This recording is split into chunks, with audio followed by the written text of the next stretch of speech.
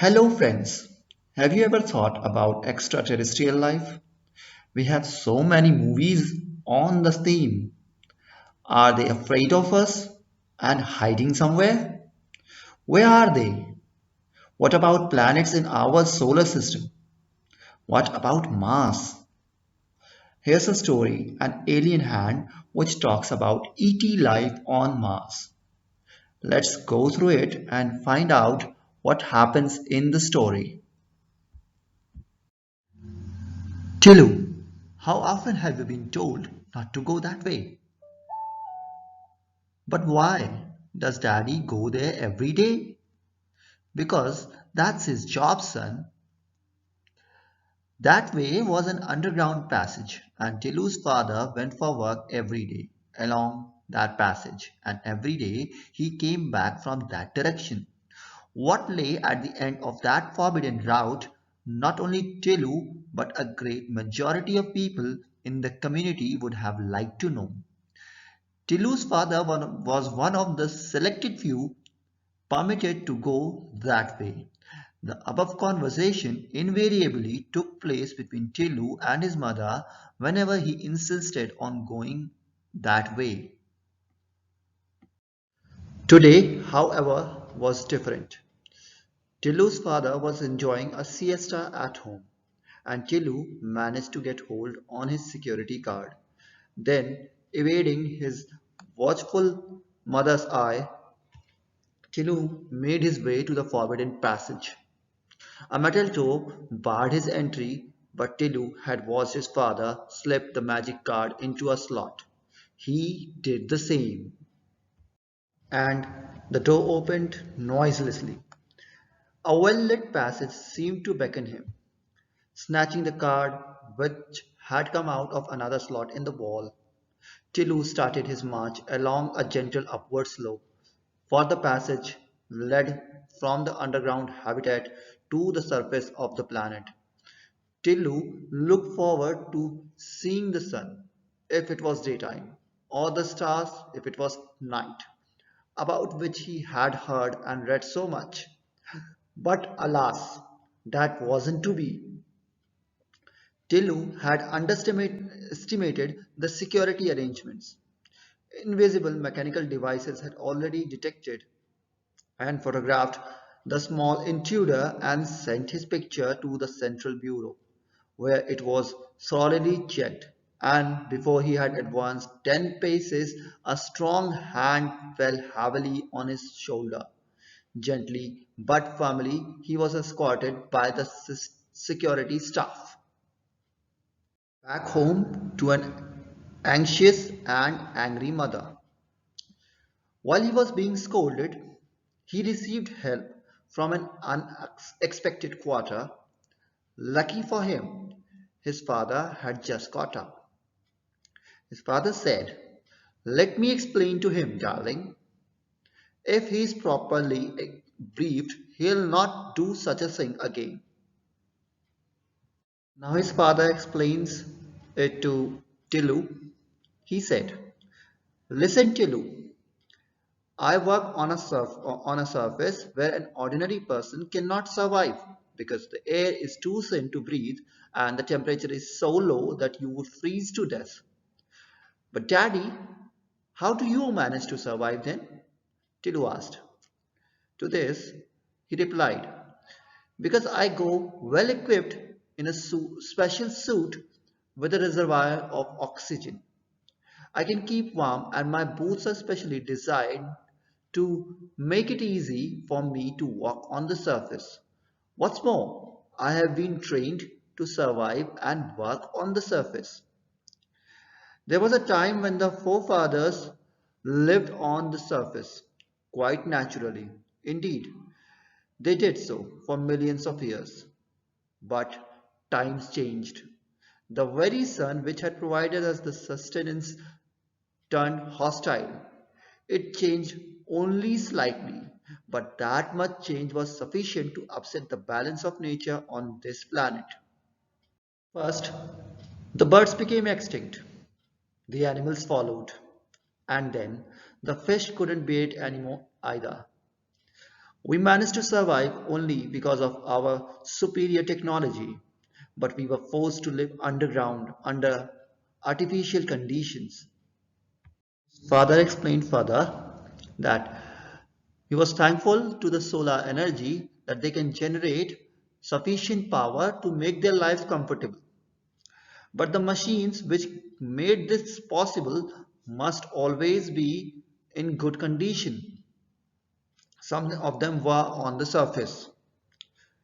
He said, I belong to the team whose responsibility is to keep watch on them and to service them. Curious Tilu said, Daddy, can I join the team when I grow up? His father replied, Of course, if you want to, you can. His mother interrupted in midair. But for that, you must be a good boy and do as your parents tell you. Next day, when Tilu's father went to work, he found the control room full of excitement. People were crowded round the big TV screen. It showed a dot in an otherwise clear background, and the supervisor of the last shift was speaking.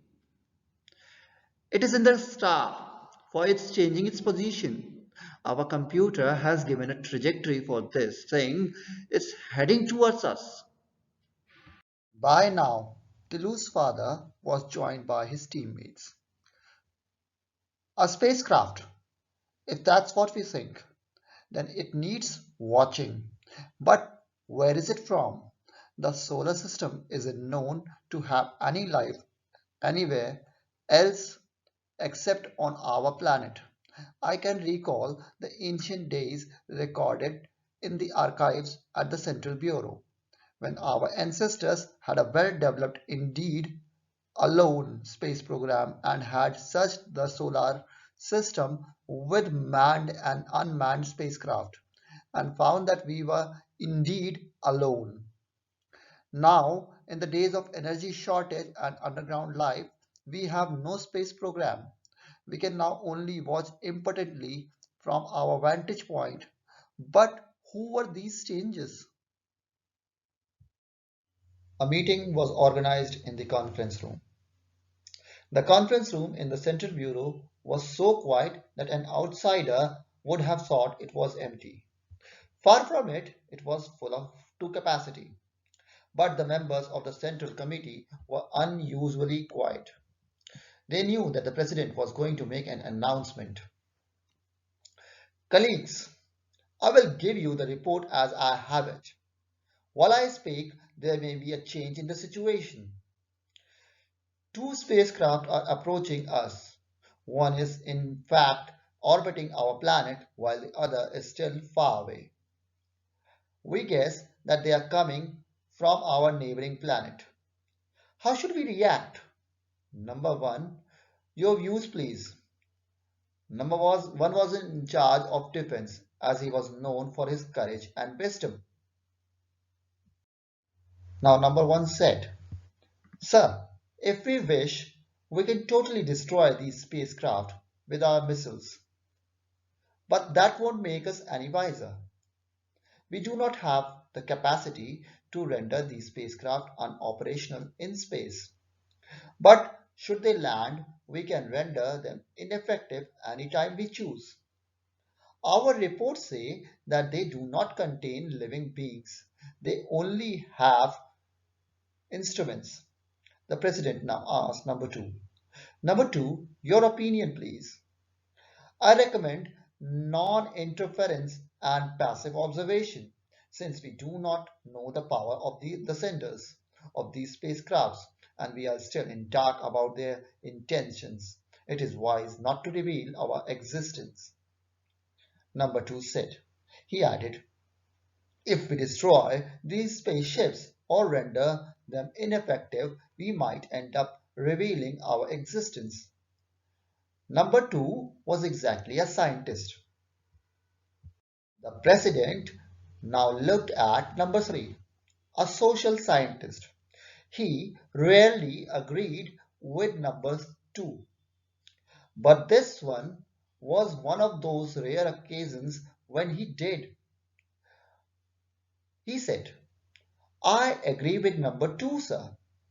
In fact, I will go so far as to say that we should keep our surface activities to the minimum, thus creating the impression that there is no life on this planet.